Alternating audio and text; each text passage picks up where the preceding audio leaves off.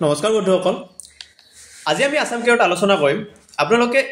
এক্সেলত V lookup কেনেদৰে use কৰিব পাৰে ভি লুকআপ ইউজ কৰাৰ কেনেদৰে ইউজ কৰিব আৰু আপোনাৰ যিকোনো কম্পিটিটিভ এক্সামৰ কাৰণে যদি স্কিল টেষ্ট থাকে তাতে ভি লুকআপ পিভট টেবল এইবোৰ আহে সো ভি লুকআপটো জানাৰ আপোনাৰ বিৰাট দৰকাৰ সো আজি আমি ভিডিঅ'টোত আলোচনা কৰিম কেনেদৰে আপুনি ভি লুকআপ ইউজ কৰিব পাৰে সো ভি লুকআপ কিয় ইউজ কৰিব লাগে ভি লুকআপ ইউজ কৰিব লাগে যেতিয়া আপোনাৰ লেটস সে এটো এটা আমাৰ টেবুল দিয়া আছে ইয়াতে আমাক এইখিনি ডাটা দিয়া আছে ইয়াতে বাৰু মই এইখিনি ডাটাই দিছো কিন্তু যেতিয়া আপোনাৰ 100 200 2000 3000 ডাটা থাকিব তেতিয়া আপুনি সেই ডাটাখিনিৰ পৰা এটা পাৰ্টিকুলাৰ বস্তু যেতিয়া আপুনি এক্সট্ৰাকে দেখাব খোজে তেতিয়া আপুনি ভি লুকআপ ইউজ কৰিব লাগে সো ভি লুকআপ দুটা হয় এটা হল ভি লুকআপ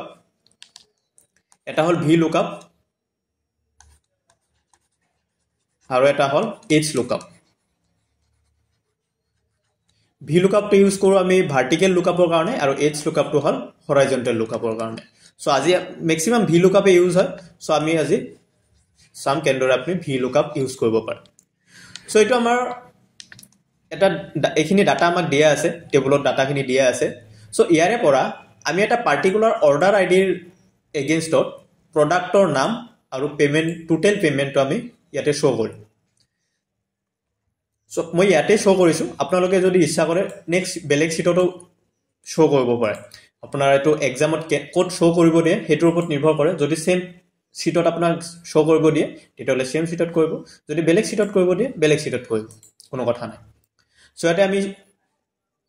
এটা পাৰ্টিকুলাৰ অৰ্ডাৰ আইডিৰ এগেইনষ্টত প্ৰডাক্টৰ নেম আৰু টোটাল পেমেন্ট আমি ইয়াতে শো কৰিম কেনেদৰে শো কৰিব সো আমি কোনটো অৰ্ডাৰ আইডিৰ এগেইনষ্টত শো কৰিম সেই অৰ্ডাৰ আইডিটো আমি ইয়াতে লিখি লম সো লেটস সে মই 102 অৰ্ডাৰ আইডিৰ এগেইনষ্টত ইয়াতে শো কৰিম 101 এ ধৰি ললো সো 101 অৰ্ডাৰ আইডিৰ এগেইনষ্টত মই ইয়াতে প্ৰডাক্টৰ নেম এণ্ড টোটাল পেমেন্ট শো কৰিম ইয়াতে কম ডাটা আছে সেইকাৰণে আপুনি জাস্ট ইয়াৰ পৰা চাই ইয়াতে লিখিব পাৰে কিন্তু যেতিয়া বহুত ডাটা থাকিব তেতিয়া আপুনি কেনেদৰে বিচাৰি উলিয়াব এই কাৰণে আমি ভি লুকআপটো ইউজ কৰো সো ইয়াতে আমি কি ইউজ কৰো ভি লুকআপ সো মই আগতেও কৈছো কি জানি যে যিকোনো এক্সেলত যিকোনো আপুনি ফৰ্মুলা ইউজ কৰাৰ আগতে প্ৰথমতে আপুনি দিব লাগিব ইকুৱেল টু দিয়াৰ পিছত তাৰ পিছত আপুনি ফৰ্মুলা প্ৰথম যেটো ফৰ্মুলা আৰম্ভণি হেতু লিখিব সো আমি ইয়াতে ভি লুকআপ ইউজ কৰিম সো ভি লুকআপ ইয়াতে লিখিছো ভি লুকআপ লিখাৰ পিছত এটো হল আমাৰ V lookup main formula so V লুকআপৰ ফৰ্মুলাত নেক্সট কি আহে আপোনাৰ ভি লুকআপ লিখাৰ পিছত আপুনি ইয়াতে দিব লাগিব ব্ৰেকেট দিয়াৰ পিছত আপোনাৰ লুকআপ ভ্যালুটো দিব লাগিব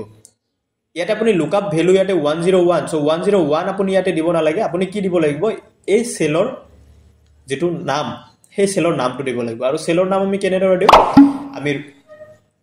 কলম নাম্বাৰ আৰু ৰো নাম্বাৰ মিলি আমি এটা সেলৰ এড্ৰেছটো দিও সো ইয়াতে সেলৰ এড্ৰেছটো এই সেলৰ এড্ৰেছটো কি হ'ব যদি আপুনি এই সেলত ক্লিক কৰে সেলৰ এড্ৰেছটো অটোমেটিক আহি যাব আৰু এটো হল কে আৰু ইফালে আছে 5 অৰ্থাৎ কলম কে আছে আৰু ৰো আছে 5 সো ইয়াতে k5 আহি গৈছে সো এটো হল আমাৰ লুকআপ ভ্যালু কি বিচাৰিব খুজিছো আমি তাৰ পিছত আমি কি দিব লাগে কমা এটা দিব লাগে তাৰ পিছত আপোনাৰ কোৰ পৰা আপুনি বিচাৰিছে এই যে আপুনি লুকআপ ভ্যালুটো বিচাৰিছে যেনে 101 টো আপুনি যে বিচাৰিছে কোৰ পৰা বিচাৰিছে কোন টেবুলৰ পৰা কোন ডাটাৰ পৰা বিচাৰিছে সো মই বিচাৰিছো এই ডাটাৰ পৰা সো মই গুটেই টেবুলটো ইয়াতে সিলেক্ট কৰি দিম টেবুলটো সিলেক্ট কৰাৰ পিছত টেবুলটো আপুনি ফ্ৰিজ কৰিব লাগিব সো টেবুল ফ্ৰিজ কৰাৰ কাৰণে কি কৰিব আপুনি F4 প্ৰেছ কৰিব আপুনি কি কৰিব লাগিব ইয়াতে F4 আপুনি প্ৰেছ কৰিব F4 প্ৰেছ কৰাৰ লগে লগে আপোনাৰ ইয়াতে কি হৈ গল ফ্ৰিজ হৈ গল আপোনাৰ টেবুলটো ফ্ৰিজ হোৱাৰ পিছত আপুনি ইয়াতে কি কৰিব আৰু এটা কমা দিব কমা দিয়াৰ পিছত ইয়াতে আপুনি যেটো বস্তু বিচাৰিছে কি বিচাৰিছো আমি ইয়াতে প্ৰডাক্টৰ নেম সো প্ৰডাক্টৰ নেমটো কিমান নম্বৰ কলমত আছে আপোনাৰ সো ইয়াতে প্ৰত্যেকটো এক এনেকৈ 1 2 3 4 5 6 7 ইয়াতে আমাৰ 7টা কলম আছে সো ইয়াতে আপোনাৰ প্ৰডাক্ট নেমটো কোন কেই নম্বৰ কলমত আছে সো 1 নম্বৰ কলমত আমাৰ অৰ্ডাৰ আইডি আছে 2 নম্বৰ কলমত আছে আমাৰ প্ৰডাক্ট নেম সো ইয়াতে আমি যেটো প্ৰডাক্ট নেমৰ ভ্যালুটো উলিয়াম তেতিয়া হলে আমি ইয়াতে কি দিব লাগিব 2 তাৰ পিছত আকৌ আমি কমা দিম কমা দিয়াৰ পিছত ইয়াতে আপুনি ট্ৰু এপ্ৰক্সিমেট মেথছ আৰু ফলছ এক্সাক্ট মেথছ সো আমাক কি লাগে এক্সাক্ট মেথছ লাগে আমাক এপ্ৰক্সিমেট মেথছ না লাগে আমাক এক্সাক্ট মেথছ লাগে সো সেই কাৰণে আমি ইয়াতে ফলছ দিব লাগিব আৰু ফলছৰ কাৰণে আপুনি কি ব্যৱহাৰ কৰিব 0 কম্পিউটাৰত আপুনি এটো আগতে পাইছে কি জানি যদি আপোনালোকে কম্পিউটাৰ অলৰেডি অলপ সলপ জানে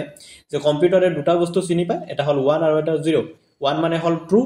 0 মানে ফলছ সো ইয়াতে ফলছ দিব দিছে মানে আমি কি দিব লাগিব 0 দিব লাগিব সো আপোনাৰ লুকআপ ৰেঞ্জটো হৈ গল আপোনাৰ ট্ৰু ফলছ হৈ গল এতিয়া আমি কি কৰিম ব্ৰেকেট ক্লোজ কৰিম ক্লোজ কৰাৰ পিছত আমি এন্টাৰ প্ৰেছ কৰিম আমাৰ 101 অৰ্ডাৰ আইডি এগেইনষ্টত প্ৰডাক্টৰ নেম যেটো আছে হেতু অলৰেডি অটোমেটিক ইয়াতে আহি গল সো এটা আমি উলিয়াব লাগে টোটাল পেমেন্ট সেম প্ৰসেছত আমি কৰিম প্ৰথমতে দিব লাগিব ইকুৱেল তাৰ পিছত আমি আমাৰ ফৰ্মুলাটো লিখিম ভি লুকআপ তাৰ পিছত দিম আমি ব্ৰেকেট ওপেন তাৰ পিছত আমাক কি দিব লাগে লুকআপ ভ্যালু দিয়াৰ পিছত আমি দিম কমা দিয়াৰ পিছত আমি কি কৰিম গুটেই টেবুলটো আমি সিলেক্ট কৰিম সিলেক্ট কৰাৰ পিছত আমি টেবুলক ফ্ৰিজ কৰাৰ কাৰণে F4 প্ৰেছ কৰিম আৰু F4 প্ৰেছ কৰাৰ পিছত আমি কমা দিয়াৰ পিছত আমি দিম কলম ইনডেক্স যে আমাৰ টোটাল পেমেন্ট কিমান নম্বৰ কলমত আছে 1 2 3 4 5 6 7 কিমান নম্বৰ কলমত আছে 7 নম্বৰ কলমত আছে কলম ইনডেক্স দিয়াৰ পিছত আমি কমা দিয়াৰ পিছত ট্ৰু ফলছ যি হয় সো আমি দিম ফলছ তাৰ পিছত আমি ব্ৰেকেট ক্লোজ কৰিম আৰু এন্টাৰ প্ৰেছ কৰিম ইয়াতে আমাৰ টোটাল পেমেন্টটো আহি গৈছে order value plus shipping Phi equal to total payment ইয়াতে আহি গৈছে সো এনেকৈ আপুনি প্ৰেক্টিস কৰিব পাৰে বাকিখিনি অৰ্ডাৰ আইডিৰ কাৰণে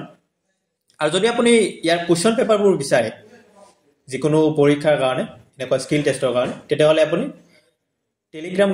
গ্ৰুপত আমাৰ ডেসক্ৰিপচনত থকা লিংকত গৈ আপুনি টেলিগ্ৰাম গ্ৰুপত জয়েন হ'ব পাৰে তাতে আমি ইয়াৰ কাৰণে প্ৰেক্টিস সেট কৰি আছো তাতে আপোনালোকে